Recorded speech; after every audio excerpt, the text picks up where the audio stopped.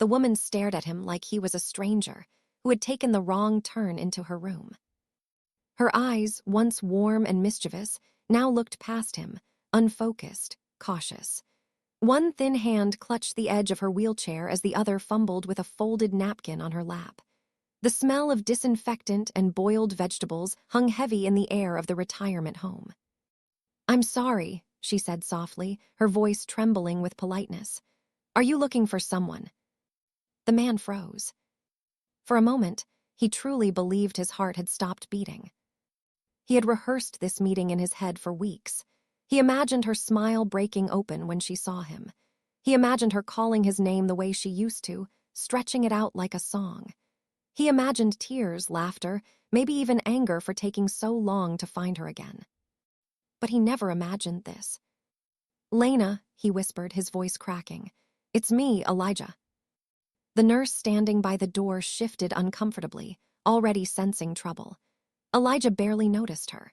His entire world was sitting in front of him, wrapped in a faded blue cardigan, gray curls framing a face he had loved for more than 60 years. Lena frowned, studying him carefully. Her eyes searched his face, polite but empty. "I don't know you," she said. The words landed heavier than a slap. Elijah staggered back a step, gripping the metal railing beside her bed to steady himself.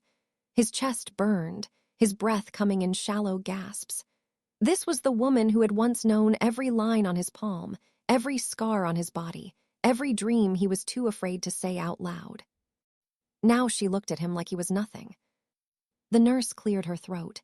"Mr. Carter, I think it's best if—" "No," Elijah said sharply, cutting her off. "No, she just needs time. Don't you remember? The mango tree in your grandmother's yard. The day the rain chased us into the old bus shelter. Lena, you laughed so hard you cried."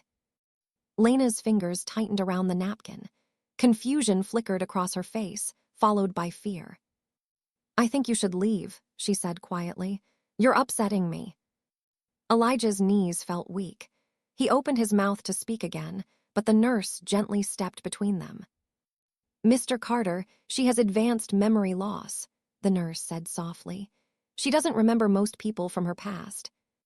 Most people. Elijah looked at Lena one last time. She had already turned away, her attention drawn to a small bird perched outside the window. He had crossed an ocean and half a lifetime to find her. And she didn't remember him at all. As the nurse guided him toward the door, Elijah's eyes burned with tears he refused to let fall. Just before he stepped out, Lena spoke again. "Wait," she said suddenly. Hope exploded in his chest. She looked at him, her brows drawn together. "Why do you look so sad?" Elijah opened his mouth to answer. And then everything went dark. Years earlier, long before the smell of disinfectant and wheelchairs and quiet hallways, Elijah Carter was just a young man with big dreams and empty pockets. He grew up on the south side of Chicago, in a neighborhood where the buildings leaned like tired old men and music spilled from open windows on summer nights. His parents worked themselves into the ground, but love filled the small apartment they shared. Elijah learned early how to listen, to stories, to silence, to the way people carried their pain without speaking it out loud. Lena Johnson came into his life on a hot afternoon when the city felt like it was melting. She was standing under a streetlight that didn't work, arguing with a bus driver who refused to wait another second. Her hair was pulled back into a messy puff, sweat shining on her forehead, fire in her eyes. Elijah watched from the sidewalk, amused. "Sir," she said loudly, "if you close that door, you're leaving half of us stranded." The bus driver shook his head. "Rules are rules." Lena turned around, threw her hands up, and caught Elijah staring. For a split second, neither of them spoke. Then she laughed. "What you looking at?" she asked. "Elijah," he said, stepping closer. "And you?" "Lena," she replied, "and apparently walking home." He walked with her. That walk turned into many walks. Those walks turned into late-night talks on broken stoops, sharing dreams bigger than their neighborhood. Lena wanted to travel, to see the world beyond cracked sidewalks and crowded buses. Elijah wanted to write, to tell stories that made people feel seen. They were young, they were broke, but they were in love in a way that felt unbreakable. Their love grew through small moments, sharing a single plate of food, dancing to a radio with bad reception, planning a future that felt just within reach. But life, as it often does, had other plans. When Elijah was offered a chance to study abroad through a writing program, it felt like a miracle, a door opening where there had only been walls. Lena smiled for him. She told him to go. She told him she would wait. They promised each other everything. Letters were written, phone calls were made, time passed.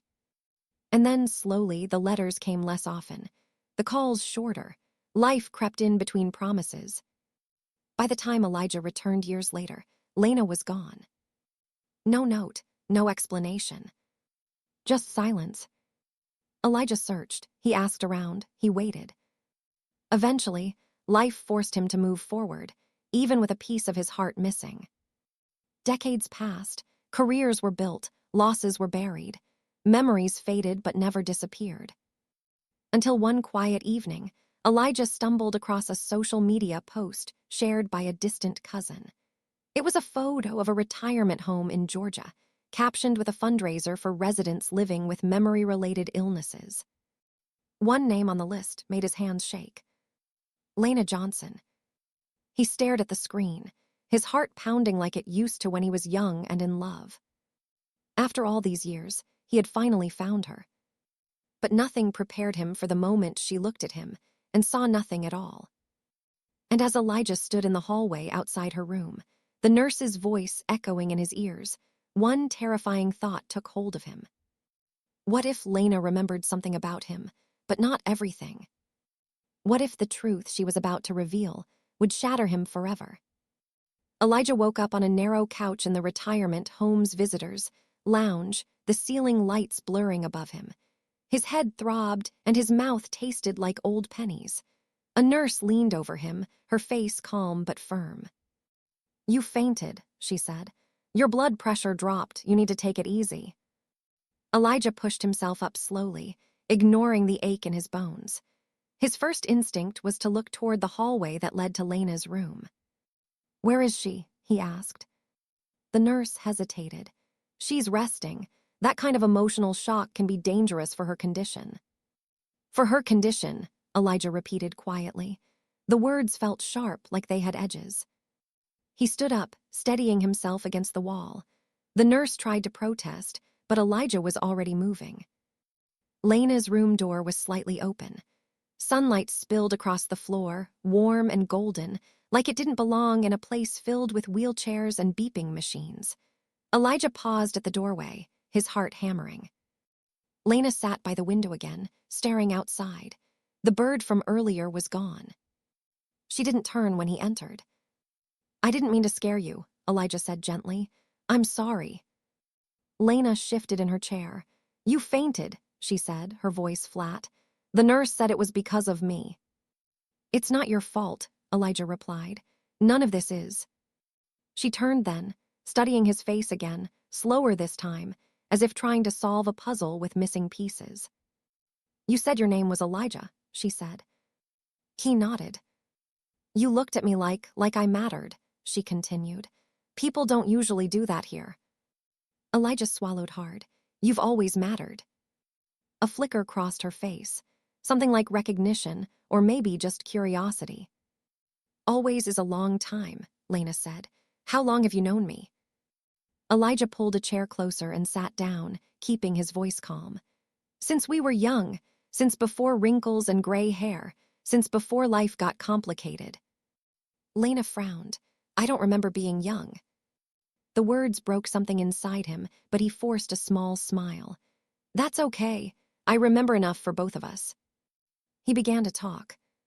He told her about Chicago summers and broken streetlights, about a girl who argued with a bus driver and laughed like she wasn't afraid of anything. He spoke slowly, carefully, watching her face for any sign of recognition. Sometimes she nodded. Sometimes she looked confused. Sometimes she smiled for reasons even she couldn't explain. "There was a mango tree," Elijah said softly. Not here, somewhere warm. You used to say it was magic. Lena's eyes narrowed. I don't like mangoes, she said. Elijah laughed before he could stop himself. It came out shaky, surprised. You hated them. Said they were too messy. She smiled faintly. That sounds like me. They sat in silence for a moment. Then Lena's expression changed. Why did you leave me? She asked suddenly. The question hit Elijah like a punch to the chest. I didn't, he said quickly. I went away for school, we agreed. You left, she said again, firmer this time. Her hands trembled. I remember waiting, I remember letters stopping, I remember feeling stupid. Elijah's mind raced. She remembered this. I came back, he said. I looked for you everywhere. Lena shook her head. I was gone by then. Why? Elijah asked, his voice barely above a whisper. Why did you disappear? Lena stared at the floor. Her voice dropped. Because I was scared. Of what? Of forgetting you, she said. The room went still. Elijah leaned forward. What do you mean? Lena's eyes filled with tears she didn't seem to understand. My mother had it. The forgetting. I watched it take her away piece by piece. When I started losing things, names, days, I panicked. Elijah's heart sank. I didn't want you to see me like that, she continued. So I left. I thought if I went somewhere else, started over, maybe it wouldn't catch me. You should have told me, Elijah said, his voice breaking. I was young, Lena replied, and afraid. A long silence settled between them, heavy and painful. I never stopped loving you, Elijah said finally. Not for one day. Lena looked up at him then, her eyes searching his face again. That makes me sad, she said honestly, because I don't know how to feel that back. Elijah nodded. I know. He reached into his coat pocket and pulled out a small, worn notebook. The cover was cracked, the pages yellowed. What's that? Lena asked. My life, Elijah said, the parts I didn't want to forget. He opened it and showed her sketches, poems, notes, names, dates, moments, so many of them circled around one person. Sir. Lena traced a finger over a page without touching it. You kept me all this time. I did, Elijah said. Tears rolled down Lena's cheeks. I don't deserve that. Yes, you do. A nurse appeared at the door, reminding them that visiting hours were almost over. Elijah stood slowly. I'll come back tomorrow, he said. Lena looked nervous. Will you? Every day, Elijah replied, if you'll let me. She hesitated, then nodded. I'd like that. As Elijah turned to leave, Lena spoke again. Elijah. Yes. If I forget you again tomorrow, will you still come? Elijah's chest tightened. Yes, he said without hesitation. I will always come. He walked out of the room with tears in his eyes, unsure whether hope had just been reborn or quietly crushed. And as Lena sat alone, staring at the notebook he had left behind, one terrifying thought crept into her mind. What if remembering him was the very thing that would make her lose herself faster? If this story has already touched your heart, take a moment to support the channel by liking the video and subscribing so you don't miss what happens next. Share it with someone who believes love can survive time and memory. And tell us in the comments where you're watching from. What would you have done if you were in Elijah's place? Elijah returned the next morning before the sun had fully burned away the fog. He carried a paper bag with 2 cups of coffee, even though he knew Lena wouldn't drink either of them. Old habits were hard to kill. Loving her had always meant preparing for 2. The retirement home was quieter at that hour. A television murmured somewhere down the hall, and the soft squeak of nurses' shoes echoed like whispers. Elijah paused outside Lena's door, steadying his breath. He knocked gently. Come in, a voice called. Relief washed over him when he saw her sitting upright in bed, her hair freshly combed, her cardigan neatly buttoned. Good morning, he said. Lena looked at him with calm curiosity. Not warmth, not fear, just polite interest. Good morning, she replied. Are you the man who fainted yesterday? The question sliced through him, but Elijah forced a smile. Yes, that was me. She nodded. I remember that part. It wasn't much, but it was something. He pulled up the chair and sat. How are you feeling today? Tired, Lena said. And strange, like I woke up in the middle of a story and missed the beginning. Elijah hesitated, then reached into his coat pocket. I brought something. He placed the old notebook gently on her bedside table. Lena's eyes lingered on it. That was here when I woke up, she said. The nurse said I asked to keep it. You did, Elijah said softly. She opened it slowly, turning a few pages. Her brow furrowed. These are about me, she said. Yes.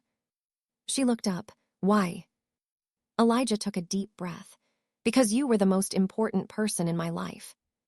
Lena closed the notebook. That's a lot to put on someone who doesn't remember earning it. Elijah nodded. I know, I'm not here to force anything. I didn't want you to be alone with pieces of a past that don't make sense. She studied him carefully. You're very patient. I learned from loving you, he replied. That earned him a small, uncertain smile. Over the next few days, Elijah kept his promise. He came every morning, stayed until visiting hours ended, and never once showed frustration when Lena forgot his name or asked the same questions again. Some days, she remembered him as the man from yesterday. Other days, she remembered nothing at all. Once, she called him by another name. He didn't correct her. Instead, he listened.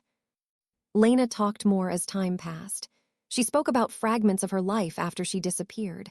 A factory job, a short marriage that ended quietly. No children, no close family left.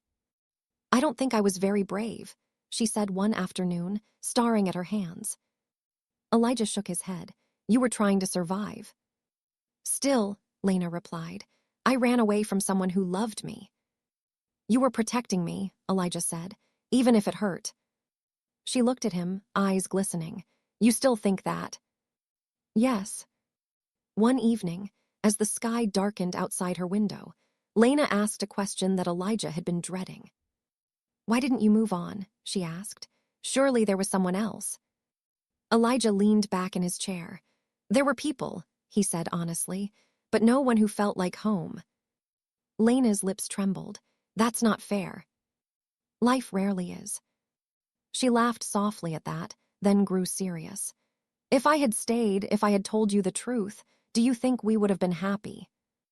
Elijah didn't answer right away. He thought of missed years, of silence, of regret. I think we would have tried, he said, and that would have been enough. Lena nodded slowly, as if filing the answer away somewhere deep. That night, after Elijah left, Lena wandered the halls in her wheelchair, the notebook resting on her lap. A night nurse noticed her sitting alone in the common room, staring at an old photograph she had found tucked between the pages. Two young people stood beneath a broken streetlight, laughing. Is that you? The nurse asked gently. Lena squinted at the picture. I think so. And the man? Lena hesitated. He says he loves me. The nurse smiled kindly. Do you believe him? Lena looked down at the photograph again. I believe he believes it. When Elijah returned the next morning, Lena was waiting for him at the door.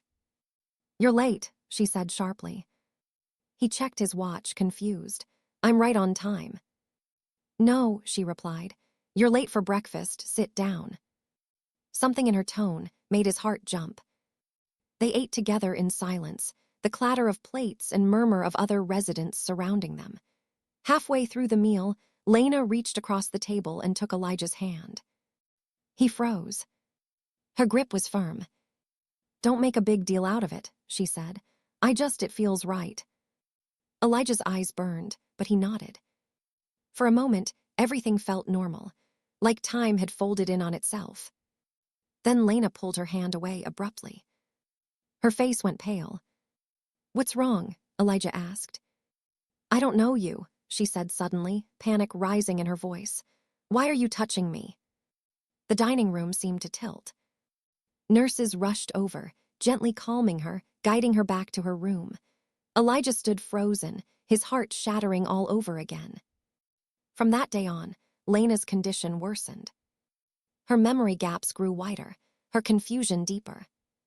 One afternoon, the doctor called Elijah aside. "She's declining faster than we expected," the doctor said carefully. "Strong emotional stimulation can sometimes accelerate memory loss." Elijah felt the words sink into his bones. "So me being here, it's hurting her." The doctor hesitated. "It's complicated. Love can ground someone, but it can also stir things the mind can't hold anymore." That night, Elijah sat alone in his car outside the retirement home, gripping the steering wheel until his knuckles turned white. He had found his first love. But loving her again might be destroying what little she had left. And he had to decide, before it was too late, whether staying was an act of devotion or the cruelest selfishness of all. Elijah did not visit the next day. He sat in his small, rented room instead, staring at the phone on the table as if it might accuse him. Every instinct in his body told him to go back to the retirement home, to sit beside Lena's window, to let her see his face even if she didn't know his name. But the doctor's words echoed in his head. Strong emotional stimulation.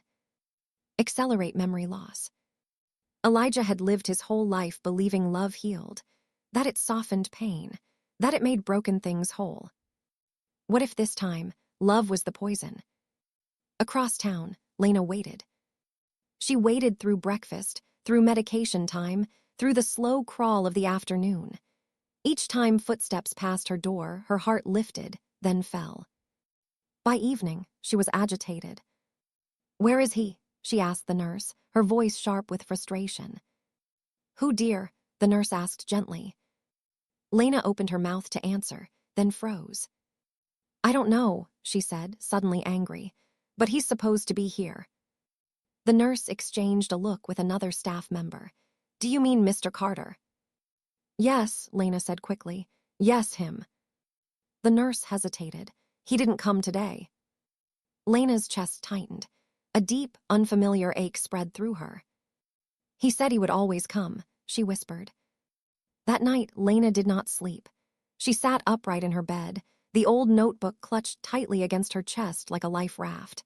Every few minutes, she opened it, flipping through pages filled with memories she couldn't feel but somehow trusted. At dawn, something strange happened. Lena woke with a single, clear image in her mind. A mango tree. Bright green leaves, sticky hands, laughter so loud it scared birds into the sky. She gasped. The image vanished as quickly as it came, but the feeling remained. Urgent, demanding. When Elijah finally returned 2 days later, his face looked older, heavier. He stood outside Lena's door for a long time before knocking. No answer. He opened the door slowly. The room was empty. Panic surged through him. He rushed into the hallway, stopping a passing nurse. "Where, Lena?" he demanded. The nurse frowned. "She's in the common room. She's been restless." Elijah found her near the large television, sitting rigid in her wheelchair, eyes scanning every face that passed. When she saw him, something shifted. "There you are," she said sharply. Elijah froze. You know me." "I know you're late," Lena snapped, "and I don't like it." His heart pounded. "Lena, do you remember who I am?" She studied him for a long moment. Then her expression softened, just slightly. "You're the man who talks too much," she said, "and the one who looks at me like I'm about to disappear." Tears filled Elijah's eyes. "That's me," he whispered. Lena motioned for him to come closer. When he did, she leaned in, lowering her voice. "I dreamed about a mango tree," she said, "and when I woke up, I knew it mattered." Elijah's breath caught. "That's not a recent memory," he said softly. "That's from a long time ago." Lena nodded. "That's why I'm scared." They sat together in silence, the television droning on in the background. "I didn't come yesterday," Elijah said finally, "because I was afraid I was hurting you." Lena frowned. "By loving me?" "Yes." She looked away. "People have hurt me by leaving, that much I remember." The words landed hard. "I was trying to protect you," Elijah said. So was I, Lena replied quietly. Look how that turned out. Later that afternoon, the doctor asked Elijah to step into his office. She had an unusually clear memory this morning, the doctor said. That doesn't happen often at this stage. Elijah's heart lifted. So that's good. The doctor hesitated. It's complicated. It could be a brief clarity before a sharper decline. Elijah felt the familiar dread settle in. That evening, Lena insisted Elijah wheel her outside into the small garden behind the facility. The air was warm, cicadas buzzing in the trees. I don't know how much time I have left where I'm still me, Lena said suddenly. Elijah swallowed. Don't talk like that. It's practical, she replied. I don't want you guessing later. She reached into her cardigan pocket and pulled out the photograph of their younger selves. I may forget your name, she continued. I may forget your face, but I want you to know something. She took his hand. When you're here, I feel less afraid. Elijah closed his eyes, a tear slipping free. But, Lena added, her voice firm, if you disappear without saying goodbye again, that fear will be all I have left. That night, Elijah lay awake, torn apart by an impossible choice. Stay and risk accelerating her decline. Leave and become the man who abandoned her twice. As dawn broke, his phone buzzed with a message from the retirement home. Lena had wandered during the night. They had found her standing by the locked exit, clutching the photograph, repeating one sentence over and over. He promised he would always come. Elijah's hands shook as he grabbed his keys. He realized then that the choice had already been made. But whether it would save Lena or destroy them both was something no one could answer. If this chapter moved you, take a moment to like the video and subscribe to the channel so you don't miss what happens next. Share it with someone who believes love should never run from fear. And tell us in the comments, what would you have done in Elijah's place? Stay or walk away to protect the one you love?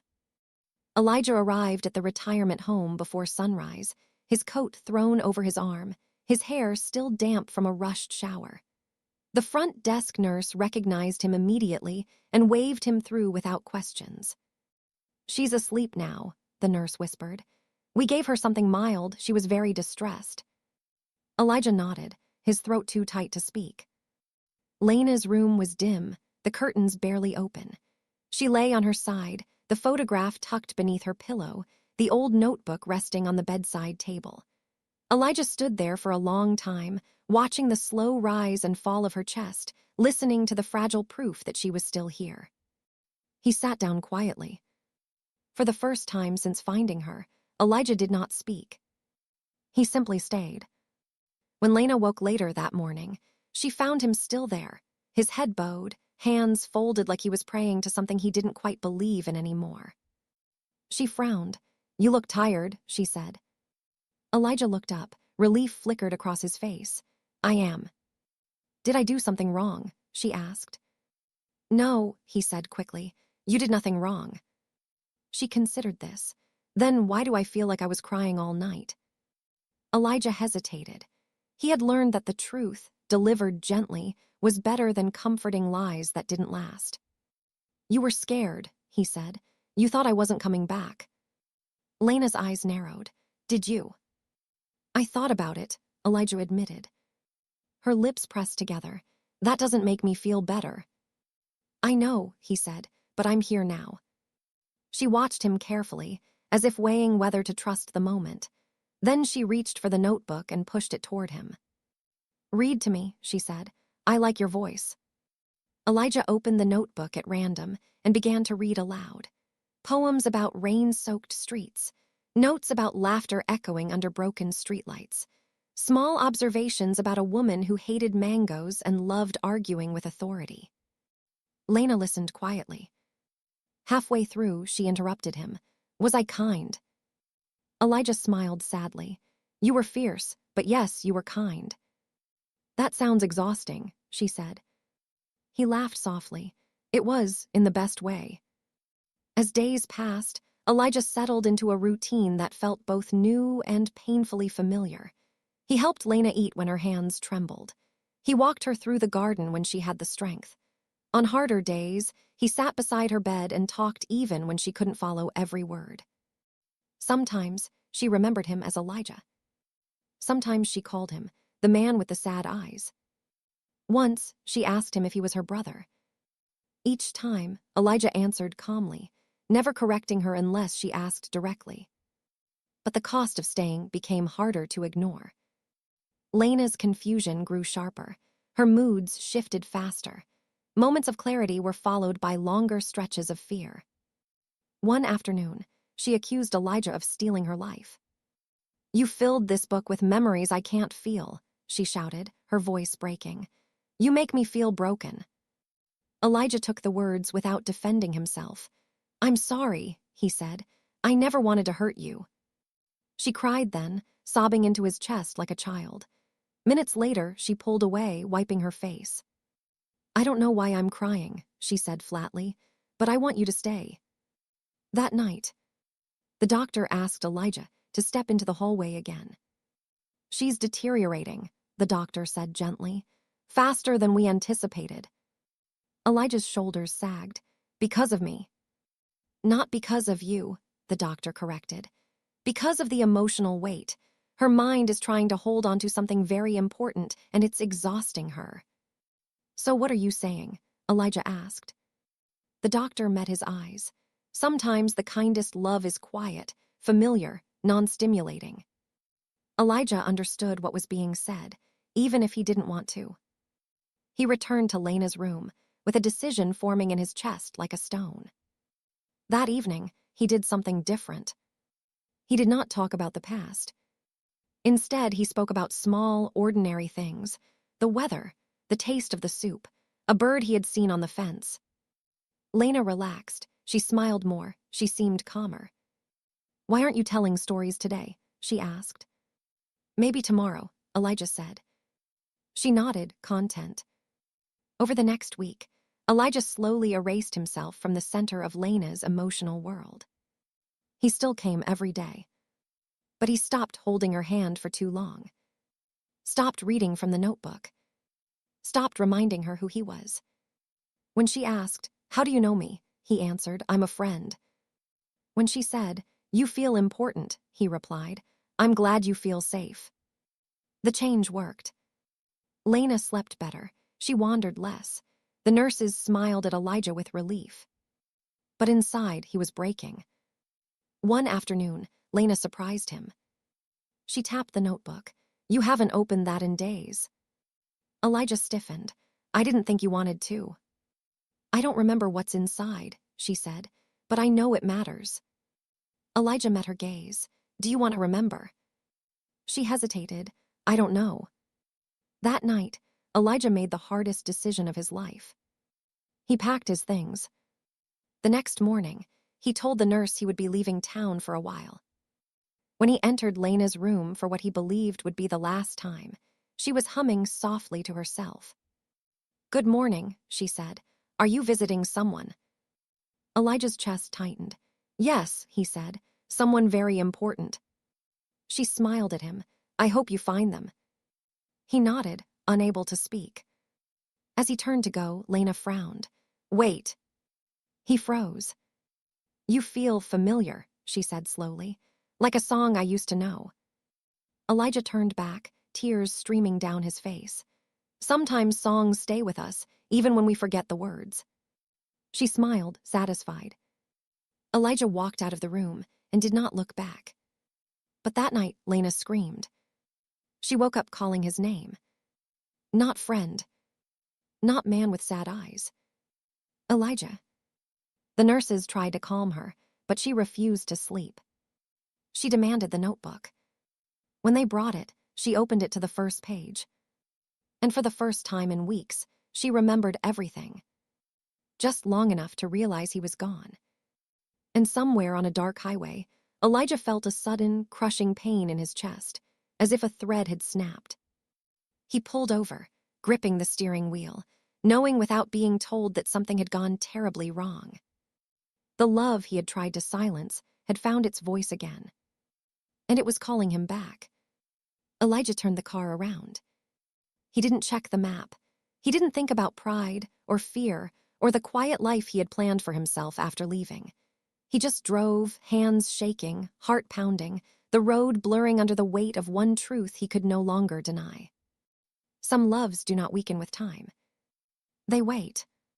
When he burst through the doors of the retirement home just before midnight, the night staff looked startled. "She's in distress," a nurse said quickly. "We've been trying to calm her." Elijah didn't stop.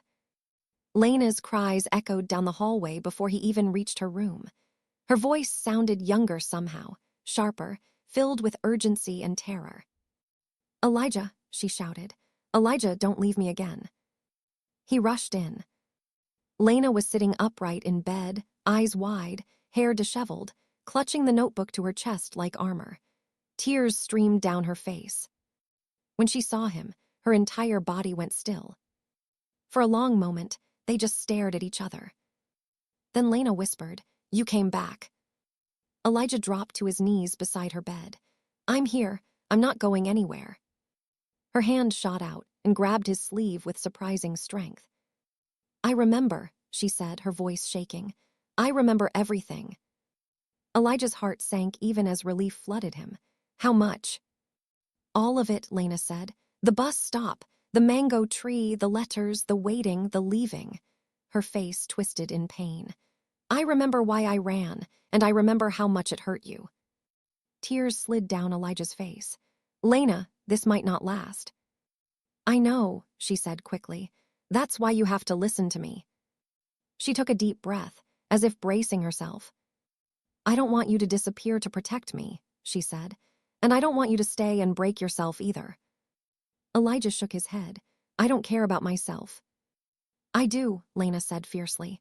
"I always did." Her clarity was terrifying in its sharpness. Elijah had never seen her so present, so painfully aware. "This is a window," she continued, "and it's closing. I can feel it." Elijah reached for her hand, this time not holding back. "I loved you," Lena said. "I love you. I don't know if I'll remember tomorrow, but I know it now." Elijah leaned his forehead against her hand, sobbing quietly. "You were my first love," he said. "You shaped my whole life." Lena smiled sadly. "Then promise me something." "Anything." "When I forget again," she said. "Don't make me chase you, be there, even if I don't know why." Elijah nodded. "I promise." Her eyes softened. "And stop trying to be quiet about loving me. It's too late for that." The nurse watched from the doorway, tears in her own eyes. She had seen moments like this before. Rare, brief, sacred. By morning, Lena's clarity faded. She still knew Elijah's face, but not his history. She remembered him as someone important, but couldn't explain why. The doctor pulled Elijah aside. "That episode of lucidity was intense," he said. "It's unlikely to happen again." Elijah nodded. "I know." "But," the doctor added, "it also stabilized her emotionally. She slept. She's calmer today." Elijah looked back at Lena, who was peacefully eating breakfast, humming softly. "So staying didn't destroy her," he said. "No," the doctor replied. "Running from love almost did." From that day on, Elijah stayed. Not as a reminder of the past, but as a constant presence in the present. Some days, Lena remembered him as Elijah. On other days, she called him my person. Sometimes she asked if they were married. Sometimes she asked if he was visiting. Elijah answered every version of her with the same patience. One afternoon, Lena surprised him again. She pointed at the notebook. "You don't read that anymore." "I didn't want to confuse you," Elijah said.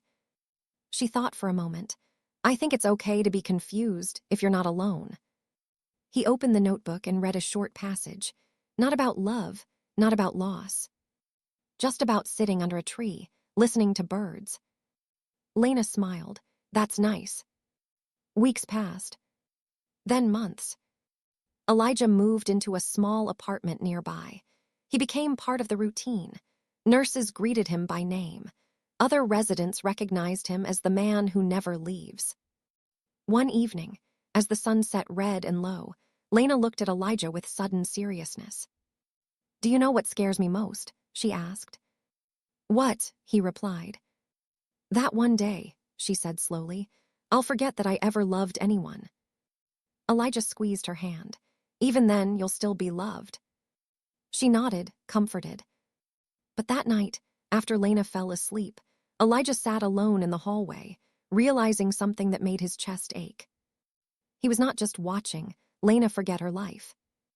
He was slowly becoming the only memory she had left. And when that memory finally faded, he would lose her for the last time. If this chapter made you pause and think, take a moment to like the video and subscribe to the channel so you can stay with this story until the end. Share it with someone who believes love is a choice we make every day. And tell us in the comments, have you ever seen love tested like this, where staying hurts just as much as leaving? Time became soft around the edges. Days no longer announced themselves with urgency. They drifted, one into another, measured not by calendars but by Lena's moods, her good hours and bad ones, the rhythm of her breathing when she slept. Elijah learned to live inside that rhythm. He stopped thinking in terms of before and after. There was only now. On good mornings, Lena woke cheerful, humming old tunes she couldn't name. She liked sitting by the window, watching the trees sway, commenting on birds as if they were old neighbors. "That one looks nosy," she once said, pointing at a sparrow. Elijah laughed. "You used to say that about people, too." She smiled. "Did I? Sounds rude." "You were honest," he replied. On bad days, Lena was distant, sometimes angry, sometimes afraid of her own reflection. Once, she slapped the mirror in the bathroom and shouted, "Who is that old woman?" Elijah wrapped his arms around her from behind, holding her until the shaking stopped. "That's someone who has lived," he whispered. "That's someone who mattered." Gradually, the notebook stopped being a source of comfort. Lena no longer asked for it. When she did open it, her eyes skimmed the pages without landing anywhere. The words no longer sparked recognition, only confusion. So Elijah closed it for good. He placed it in his bag, like one would gently lay a body to rest. Instead, he focused on building new memories that didn't demand permanence. They played simple games. He read short poems without names or dates. They watched the same old movie over and over because Lena liked the way it ended, even though she never remembered the beginning. One afternoon, Lena looked at him with sudden clarity and asked, "Why do you look sad when I smile?" Elijah blinked. "I don't." "You do," she insisted, "like you're afraid my happiness might disappear." He didn't answer. She patted his hand. "It's okay if it does, things come and go." The ease with which she said it broke him. That night, Elijah dreamed of the mango tree. But in the dream, it was dying, leaves falling, fruit rotting on the ground. Lena stood beneath it, calling his name, but her voice faded with every step he took toward her. He woke with tears on his pillow. The decline, when it came, was quiet. Lena stopped asking questions. She stopped recognizing the room as her own. She began mistaking Elijah for people from her past who were long gone. Once, she smiled at him warmly and said, "You look like my father." Elijah smiled back, even as his chest caved inward. Another time, she accused him of lying, of trapping her somewhere she didn't belong. "You brought me here," she said bitterly. "I found you here," Elijah replied gently. She stared at him, unconvinced. The nurses noticed the change too. Her chart grew heavier. Medications increased. Conversations with the doctor became more frequent and more somber. "She's nearing the final stage," the doctor said one afternoon. "Her mind is retreating inward." Elijah nodded, though his body felt hollow. "Does she feel pain?" he asked. "No," the doctor said.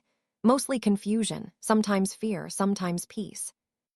Elijah sat with Lena late into the night after that. She was unusually calm, staring at the ceiling. "Do you ever feel like you're disappearing?" she asked softly. "Yes," Elijah replied, "every day." She turned her head toward him. "Then sit closer. I don't want to disappear alone." He moved his chair until it touched her bed and took her hand. She held it weakly, but she didn't let go. A few days later, Lena stopped speaking in full sentences. Words came out fragmented, unanchored. Sometimes just names, sometimes just sounds. Elijah learned to understand her without language. A tightening of her fingers meant fear. A slow blink meant tired. A sigh meant she wanted music. He played old jazz records softly in her room, sometimes gospel, music from a time before forgetting.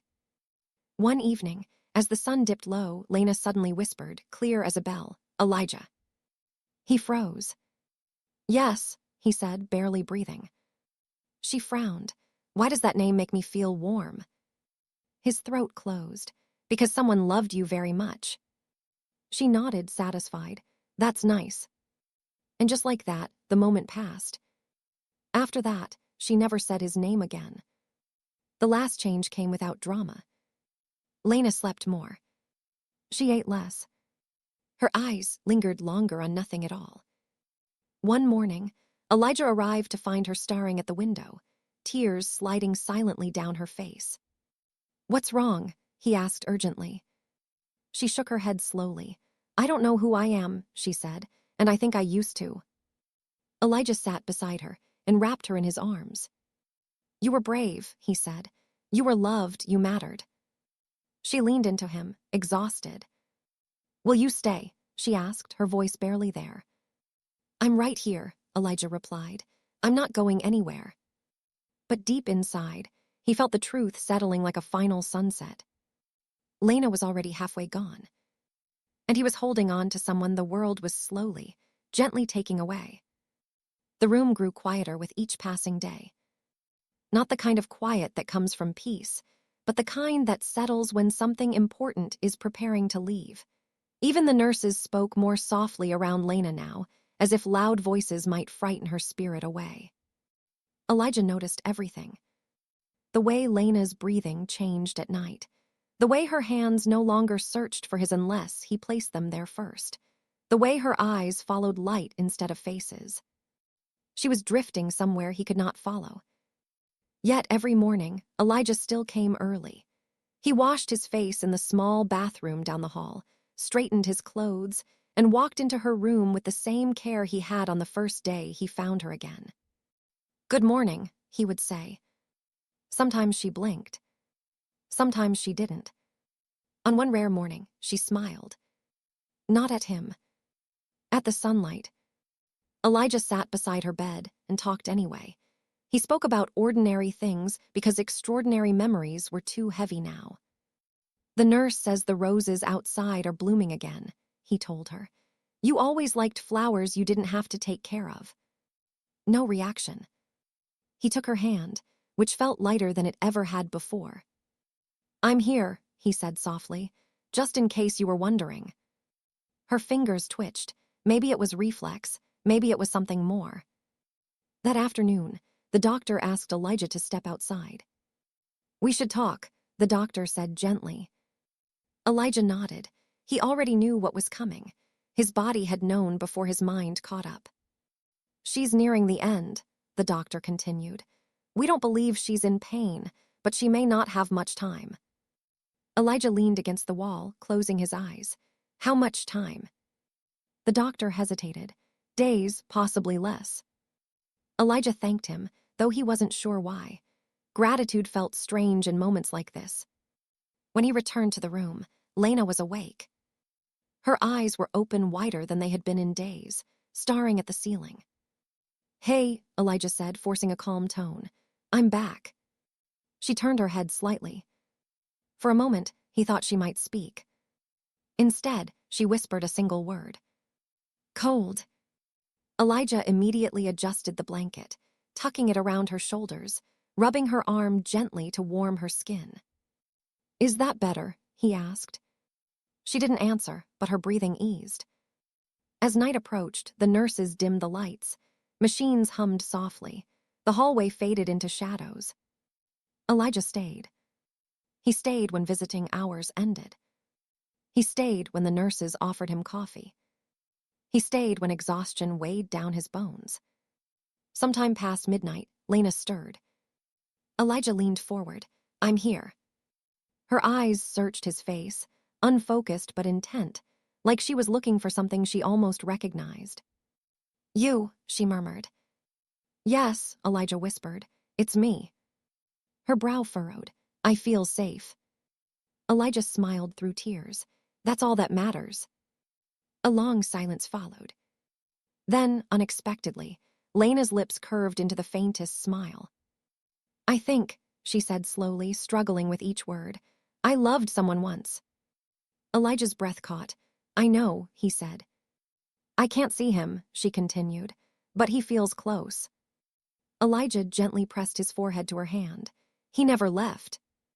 Tears slid down Lena's temples, though she didn't seem to notice them. I'm tired, she whispered. I know, Elijah replied. You can rest. Her eyes fluttered. Just before they closed, she spoke again, so softly Elijah almost missed it. Don't wait for me, she said. Elijah shook his head, even though she couldn't see it. I already did, he whispered, and I'd do it again. Her breathing slowed, then steadied, then softened further. Elijah sat completely still, afraid that even the smallest movement might break something sacred. Minutes passed, or hours. Time lost meaning. Finally, a nurse entered quietly, checked the monitors, and placed a gentle hand on Elijah's shoulder. He didn't need her to say it. He knew. Elijah leaned over and kissed Lena's forehead, lingering there like he was memorizing the feeling. Goodbye, my love, he whispered. You were never forgotten. The nurse pulled the sheet up, covering Lena's face with reverent care.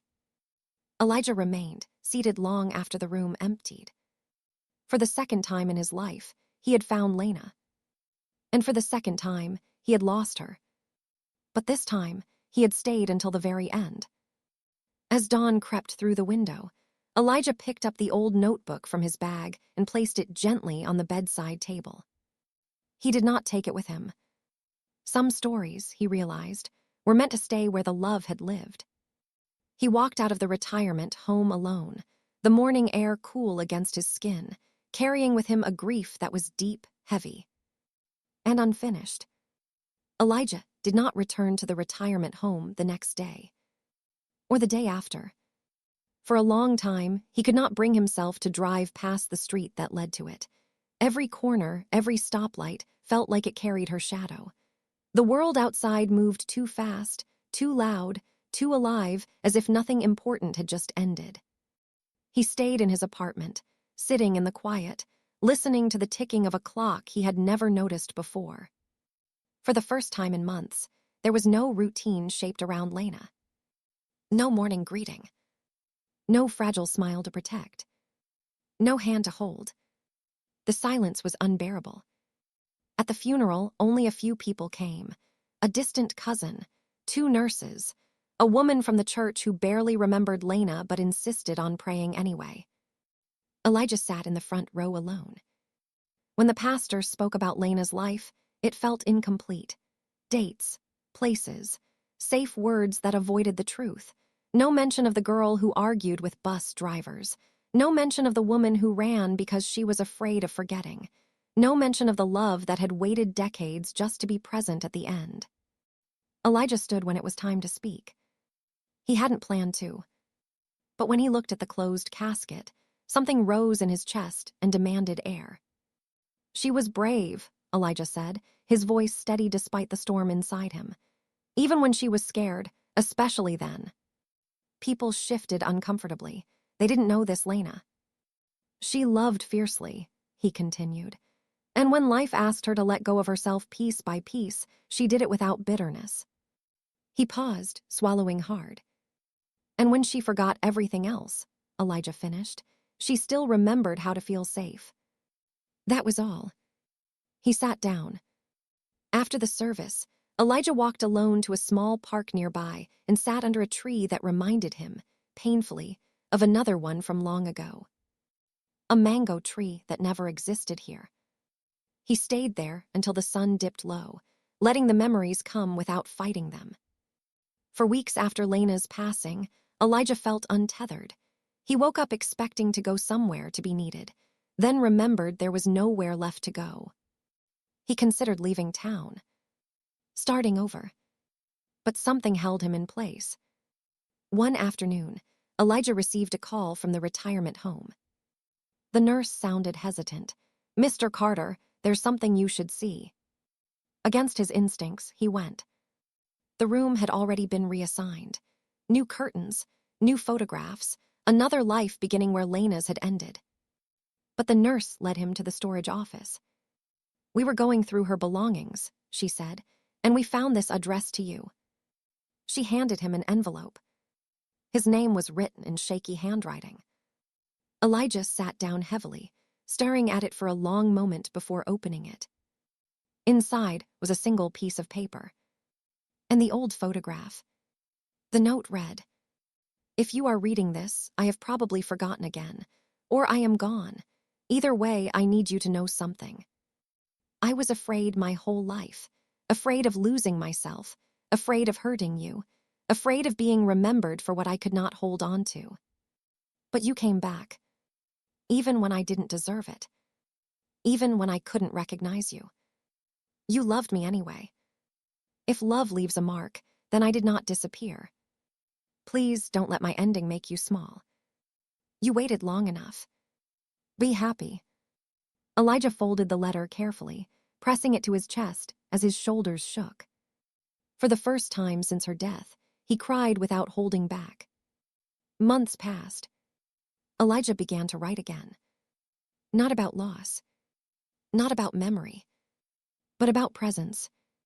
He volunteered at the same retirement home, sitting with residents who had no visitors, listening to stories that repeated themselves, answering the same questions over and over without frustration. He became known as the man who stayed. One afternoon, a new resident, an elderly woman with silver braids, looked at him and asked, "Do I know you?" Elijah smiled gently. "Maybe not." She frowned. "Then why are you here?" He thought of Lena. "I'm here because someone once taught me that love doesn't need to be remembered to be real," he said. The woman nodded, satisfied. "That makes sense." Years later, when Elijah himself grew old, when his hair turned white and his steps slowed, he carried Lena's photograph in his wallet. Not because it made him sad, but because it reminded him that some loves do not fade when memory does. They change shape. They become quieter. But they remain. And when Elijah finally passed, a nurse found the photograph beside him, worn thin from being held so often. On the back, in careful handwriting, were 4 words. "I came back, always." If this story moved you, take a moment now to like the video and subscribe to the channel so stories like this can keep finding you. Share it with someone who believes love is more than memory. And tell us in the comments, what would you have done if you found your first love again, only to realize they could no longer remember you? Have you ever witnessed something like this happen?